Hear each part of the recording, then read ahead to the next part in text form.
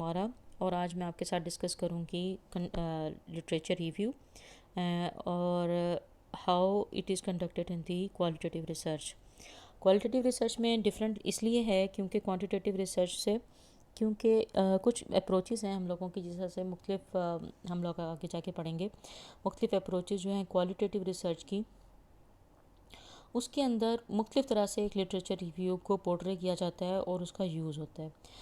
अब इस तरह से कि जैसे ग्राउंडेड थ्योरी है, ग्राउंडेड थ्योरी के अंदर हम एक नए फिनोमेना को डॉक्यूमेंट करने की कोशिश कर रहे होते हैं, तो और नई थ्योरी को बिल्ड करने की कोशिश कर रहे होते हैं, जिसको हम लोगों ने बार बार डाटा से एक नई थ्योरी इवॉल्व करवानी है। तो जब हम डाटा से एक नई थ्योरी इवॉल्व करवाते हैं तो उसके दौरान जो है हम लोग ये करते हैं कि उसका जो लिटरेचर रिव्यू है उसके बाद में उसकी रेलिवेंस देखी जाती है कि ये इसको किस ये इसकी रेलिवेंस जो है वो किस फिनोमेना के साथ बनी है। तो उसके अकॉर्डिंग हम लोग लिटरेचर रिव्यू की प्रेजेंटेशन करते हैं। अब वो मुख्तलिफ अप्रोचेज़ हैं जिसके अंदर किस किस्म का लिटरेचर रिव्यू यूज़ होता है, ये हम लोग आज डिस्कस करेंगे। और प्लस हम लोग पहले एक लिटरेचर रिव्यू का ओवरऑल के उसकी टाइप्स क्या हैं उनके बारे में देखेंगे और उसके डाटाबेसेस कौन से हम एक्सप्लोर कर सकते हैं, जिसके थ्रू हम अपने रिसर्च वर्क के लिए लिटरेचर रिव्यू लिखें। अब जिस तरह से कोई भी थीसिस होता है तो उसके लिए लिटरेचर रिव्यू मुख्तलिफ़ तरीके से किया जाता है एज़ कम्पेयर टू कि जब एक रिसर्च आर्टिकल है उसका लिटरेचर रिव्यू एक मुख्तलिफ़ तरीके से किया जाता है। उसके अंदर इतनी ज़्यादा डिटेल नहीं होती जब हम रिसर्च आर्टिकल में लिखते हैं, लेकिन जब हमने लिटरेचर रिव्यू लिखना है तो हमने जब उस नियत से लिखना, जब हमने एक टॉपिक को स्टार्ट करना है तो उस वक्त एक लिटरेचर रिव्यू मुख्तलिफ़ तरीके से किया जाता है। और वो किस तरह से किया जाता है आज हम इसमें ही डिस्कस करेंगे। Let's start the video. तो literature review is a critical analysis, सबसे पहले कि critical analysis of existing literature on a specific topic और रिसर्च क्वेश्चन। जो भी आपका रिसर्च टॉपिक है उससे रेलिवेंट जो आपका लिटरेचर रिव्यू है वो उसका हमने क्रिटिक करनी होती है। जैसे हम पूरा एक लिटरेचर रिव्यू पढ़ेंगे, पहले उसका एक कम्प्रीहेंसिव उसका ओवरव्यू करेंगे।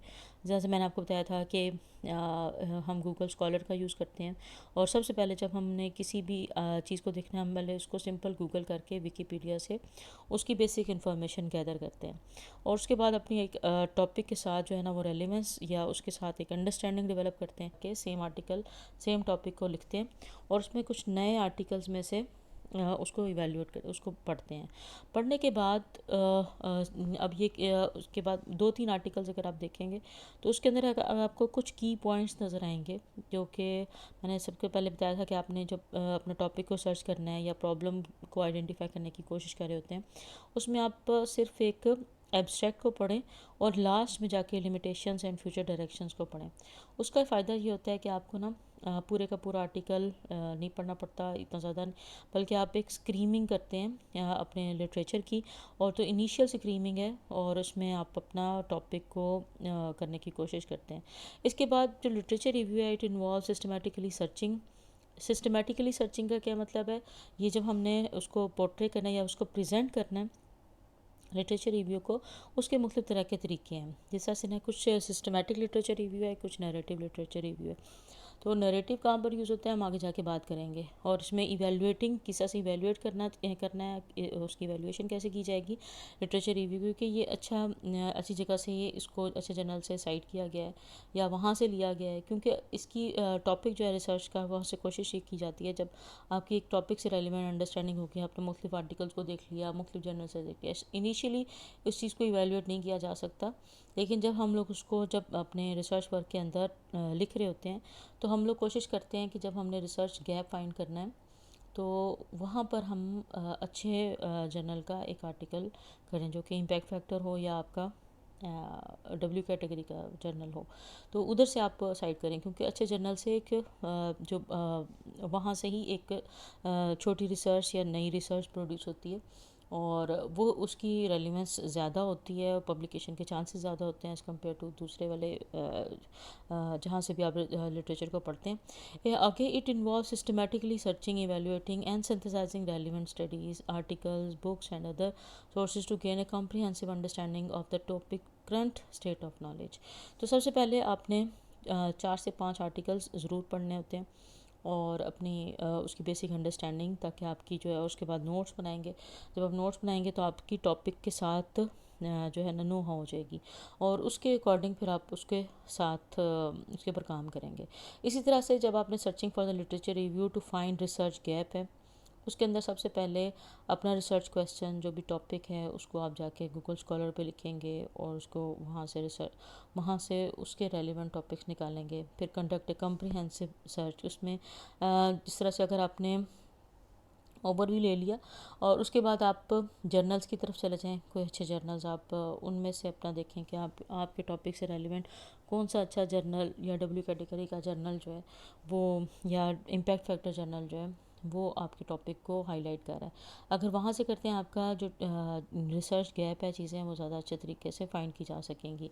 फिर इवेलुएट एंड सिलेक्ट सोर्सेज। अब यहाँ पर ना थोड़ा सा आपको ये बता दूँ कि जब हमने लिटरेचर रिव्यू लिखना है या हमने उसको पढ़ना है, तो उसकी ना 2-3 तरह से अंडरस्टैंडिंग की जाती है। जैसे आपने एक आर्टिकल पढ़ा है, तो या तो आप उसकी प्रिंटेड फॉर्म में ले लें और उसको फिर हाईलाइट कर लें, बीच में से जो जो आपको समझ आती है आप उसके एब्स्ट्रैक्ट को हाईलाइट कर लें चीज़ें, या आप उसमें वो लगा लें अगर आपने प्रिंटेड फॉर्म में लेना है। लेकिन ज़्यादातर अब क्या किया जाता है, इलेक्ट्रॉनिकली चीज़ों को पढ़ा जाता है। इसके अंदर आपने जहाँ से भी आर्टिकल पढ़ा है वहाँ से आप सेम आर्गूमेंट चीज़ें उठा के कि हम मैंने ये आर्टिकल यहाँ से लिया, तो आप डिजिटल अपनी डायरी बना सकते हैं। आप एक एक्सेल की शीट ले लें, या आप अपने टेबल्स ड्रॉ कर लें वर्ड के ऊपर, और वहाँ पर आप अपने जो ऑथर का नाम है, आर्टिकल है, स्टडी है, कौन से ईयर में है, और प्लस आप में से जो की पॉइंट्स हैं उनको निकाल लें, वहाँ पर रख लें। इसमें इसका फ़ायदा ये होगा कि जो भी आपने आर्टिकल पढ़ा है उसको आपको बार बार नहीं पढ़ना पड़ेगा, और उसको क्योंकि जब आप एक दफ़ा चीज़ पढ़ लेते हैं उसके बाद आपको भूल जाती है। तो आपके वहाँ पर एक नोट्स मेंटेन हो जाएंगे। जब आप 4-5 आर्टिकल्स के नोट्स इस तरह से रेडी कर लेंगे, आप उसको दोबारा से एड्रेस करेंगे, आपको उस टॉपिक से रेलिवेंट चीज़ें कि आपने नोट्स जो गैदर किए थे उसको दोबारा से पढ़ेंगे, आपको आइडिया हो जाएगा कि आपने इस लिटरेचर को, इस किस्म के लिटरेचर को लिखना कैसे है। और फिर आपको आर्गूमेंट जब आप लिख रहे होंगे वहाँ पे आपके लिए वो हेल्पफुल हो जाएगा कि आपने इस आर्टिकल को यहाँ पर साइट करना है। फिर evaluate and select the sources. आपने इवेल्युएट कैसे करना है, credibility, relevance and quality of sources you find. अब उसके बाद हमने जैसे ECC का AJRC के नाम से वो एक है डेटाबेस है, जहाँ पर वो अगर आप वहाँ पर जर्नल का नाम लिखते हैं तो वो आपको प्रोवाइड कर देता है कि ये कौन से किस कैटेगरी के जर्नल है। तो वहाँ से हम इसकी क्वालिटी किसी भी जर्नल की चेक कर सकते हैं। And consider factors such as author's expertise, publication date, research methodology and peer review status. और ये हमने इवेलुएट जब करना है अपने लिटरेचर रिव्यू को। Select sources that provide valuable insight and contribute to your understanding of the topic. फिर analyse and synthesise information. आपने उसको एनालाइज करना है कि जब आपने डायरी मेंटेन करनी है उसके बाद आपने उसका एनालिसिस करना है कि अच्छा इसके अंदर ये ये टॉपिक है, ये इसकी अंडरस्टैंडिंग है, इसके एब्स्ट्रैक्ट में से ये बात हुई थी और यहाँ से आपने इसकी फ्यूचर डायरेक्शंस ली थी, और हमें गैप को आइडेंटिफाई करने के लिए ये जो डायरेक्शन है वो मिल रही है। तो हमने इवेल्युएट करना है and select sources, evaluate credibility, relevance and quality of the sources you find, consider factors such as authors expertise, ये हमने बात कर ली, analyze and synthesize information। और उसके बाद फिर आपने उसी इंफॉर्मेशन को उन्हीं आर्गूमेंट्स को एक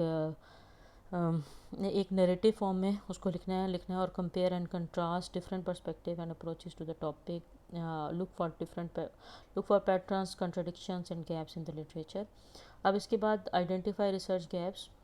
इसके अंदर pay close attention to areas where existing studies provide conflicting findings, lack sufficient evidence और overlook important aspects of the topic, और वहाँ पर हमें इसी तरह से रिसर्च गैप्स मिलेंगे। Look for unanswered question, unresolved debates, क्योंकि बहुत सारे टॉपिक्स के ऊपर आपको डिबेट्स भी मिल जाएंगे। डिबेट्स में फ़ायदा ये होता है आपको strength and weaknesses of the topic मिल जाती हैं कि वो किस तरह से उन्होंने डिबेट किया है। क्योंकि जब एक आर्टिकल तैयार किया जाता है लिटरेचर रिव्यूज़ के ऊपर जिस ऑथर ने किया है, तो वो उसको क्रिटिकली भी उसको देख के उसने एक इवैल्यूएशन की हुई होती है। जो हमारे मेटा एनालिसिस होते हैं या हमारे सिस्टमेटिक लिटरेचर रिव्यूज़ होते हैं, उसके अंदर वो काफ़ी हद तक काफ़ी गैप्स वगैरह आपको डिफ़ाइन करके दे देते हैं। और emerging trend that suggest areas for future research. और उसके बाद फिर डॉक्यूमेंट योर फाइंडिंग्स। जब हमने ऑर्गेनाइज करना है, organise literature review by summarising the main findings and conclusion of each source, use table charts, और आपने प्रॉपर जैसे हमने यहाँ पे टेबल और चार्ट जो हमने यूज़ किए वो क्यों करना है, क्योंकि जब हमारी रिसर्च डायरी है वो हमारे लिए हेल्पफुल होगी। उसके अंदर हम लोग विजुअल एड्स भी कर सकते हैं, कंपेयर अपनी अपनी अंडरस्टैंडिंग के लिए, और दूसरा अपनी याद दहानी के लिए कि हमें ये चीज़ भूल ना जाए, तो हम आप अपने कमेंट्स भी लिख सकते हैं। Contrast design, highlight research gaps, और उसके बाद फिर synthesise your analysis, summarise the key insights from literature review and discuss how they contribute to your understanding of the topic. और उसके बाद clearly articulate the research gaps you have identified and explain why they are significant and worthy of further investigation, हमें क्यों उसके ऊपर मजीद काम करने की ज़रूरत है। फिर provide recommendation based on your analysis, propose specific research question और hypothesis that addresses the identified gaps in the literature, consider the implications of your findings for theory, practice और policy and suggest areas for future research। तो इस तरह से आपने जो है ना लिटरेचर रिव्यू को और रिसर्च गैप्स को फाइंड करने की कोशिश करनी है। इसके बाद आपके पास है टाइप्स ऑफ लिटरेचर रिव्यू।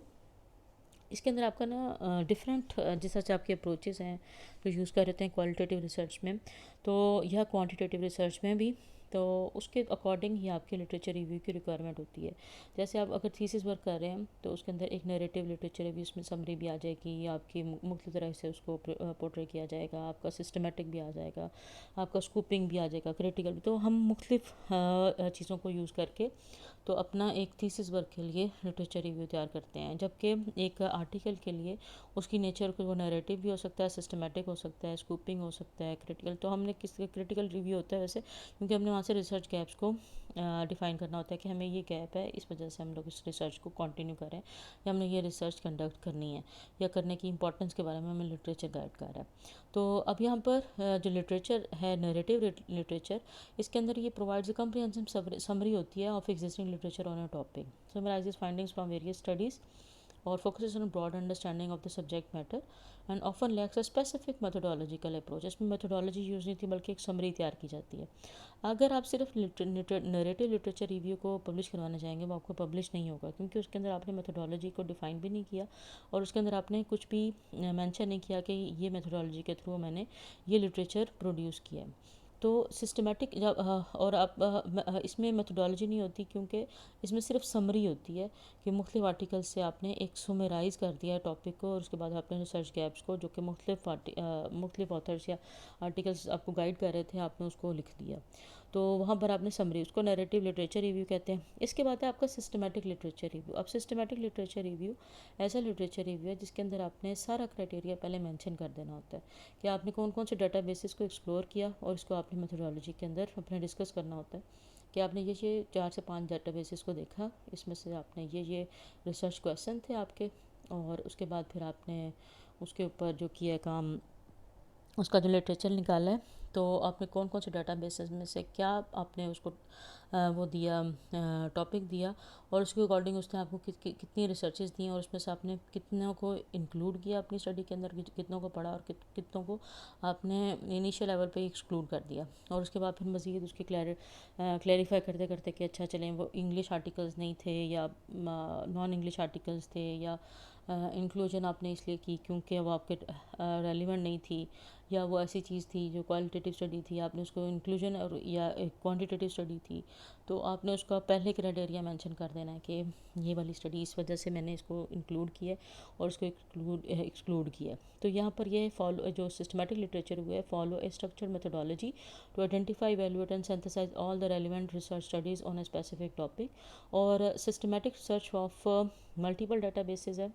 उसके बाद predefined research criteria, search criteria है, rigorous inclusion and exclusion criteria होता है। इसके अंदर इसमें हम डायग्राम यूज़ करते हैं और उसके अंदर हम लोग अपनी मज़ीद उसको करते करते कुछ आर्टिकल्स को लेके उसका एक प्रॉपर से वो एक एनालिसिस करते हैं, पढ़ते हैं उसको प्रॉपर, और उसके बाद फिर एक लिटरेचर रिव्यू तैयार करते हैं। मे इंक्लूड मेटा एनालिसिस, और ये इसका ऊपर डिपेंड करता है आपके रिसर्च क्वेश्चन के ऊपर वो सारा आपका। और ये जो होती है सिस्टमेटिक लिटरेचर रिव्यू, ये आपकी पब्लिशेबल होती है। आपने कोई भी लिटरेचर जो है वो पब्लिश करवाना है तो अपनी स्टडी को, तो वो इस वे के थ्रू हो सकेगी, जबकि नैरेटिव लिटरेचर रिव्यू सिर्फ आपके रिसर्च वर्क के अंदर यूज़ होगा, जबकि उसको हम अलग से पब्लिश नहीं करवा सकेंगे। अब स्कूपिंग रिव्यू में यह है कि वो आपको maps the existing literature on a particular topic to identify key concept, sources and research gap. जैसे ना हम मैप कर सकते हैं उसको, जैसे कंस्ट्रक्ट कब से इसकी हिस्टोरिकल मैप तैयार कर सकते हैं कि ये कंस्ट्रक्ट कब इन लिटरेचर में अंडरस्टैंड होना शुरू हुआ, उसके बाद उसके ऊपर किस तरह से फिर आप उसको स्टेजेस में डिवाइड कर सकते हैं कि इसकी फ़र्स्ट जनरेशन ये कहती है यहाँ से यहाँ इतने ईयर्स तक इसकी फ़र्स्ट जनरेशन है, यहाँ से यहाँ तक इसकी सेकंड जनरेशन है, अगली जनरेशन इस तरह से हैं। तो इस तरह से आप स्कूपिंग रिव्यू जिसके अंदर आप एक मैप के थ्रू अपने उसको डिफ़ाइन करते हैं टॉपिक को। तो कोई भी क्राइटेरिया आप कर सकते हैं, एक मैप तैयार करना है और जनरेशन में डिवाइड कर लें, या उसी टॉपिक से रेलिवेंट आप किसी को ईयर्स में डिफ़ाइन कर लें कि इतने ईयर्स में इसके अंदर ये डेवलपमेंट हुई, इतनी थ्योरीज इसको सपोर्ट करती हैं, और उसको या उसको थ्योरेटिकली उसको किस तरह से एक मैप की शक्ल दी जा सकती है। तो ब्रॉडर रिसर्च क्वेश्चन इसका अंदर इंक्लूजन क्राइटेरिया होता है, और इसके बाद provide overview of the literature landscape, और फिर identify gap for future research. और हमने जितना भी करना है ना, जितना भी लिटरेचर रिव्यू होता है वो हमारी फ्यूचर रिसर्च डायरेक्शन को फाइंड करने के लिए होता है।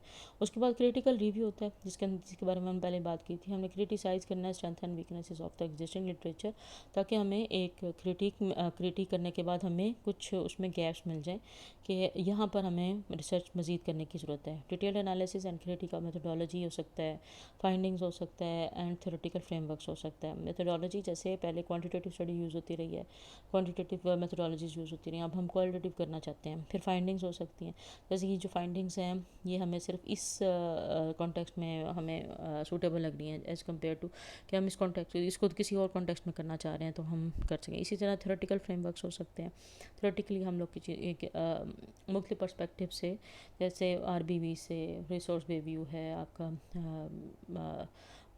सस्टेनेबिलिटी थ्योरी है, उसके मुख्तलिफ तरीक़ों से आप उसको थ्योरेटिकल फ्रेमवर्क से एक चीज़ को एक्सप्लोर करते हैं।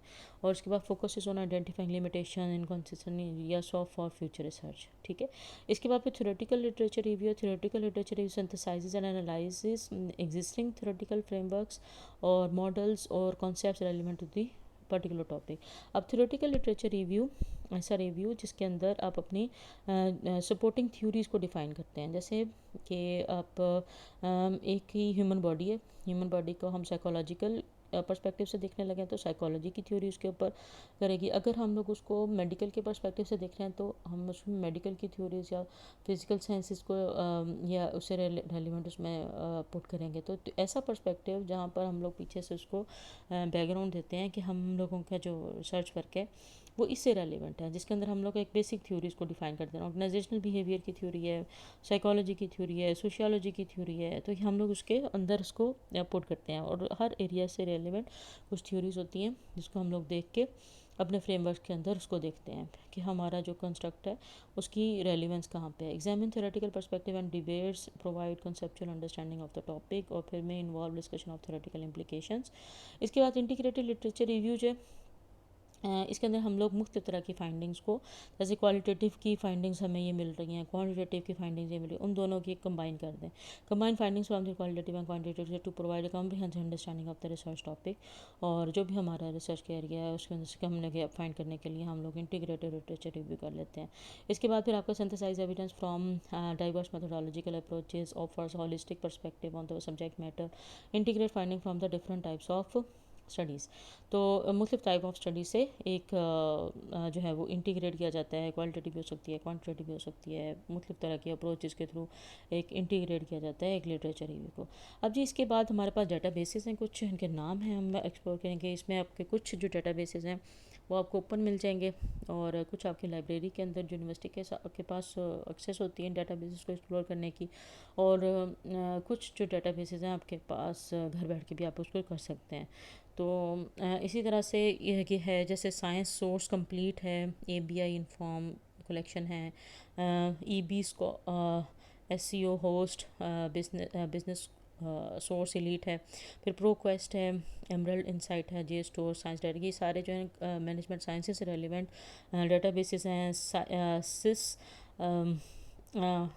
सिक इन्फो, और फिर स्कूपर्स है। स्कूपर्स ये कुछ जो हैं वो डाटा बेसिस आपको ओपन मिल जाएंगे, जबकि दूसरे जो हैं वो आपकी यूनिवर्सिटी के अंदर या यूनिवर्सिटी के अंदर ही वो आप वो डाटा बेसिस को एक्सप्लोर करके आर्टिकल्स को डाउनलोड कर सकते हैं या उनकी देख सकते हैं।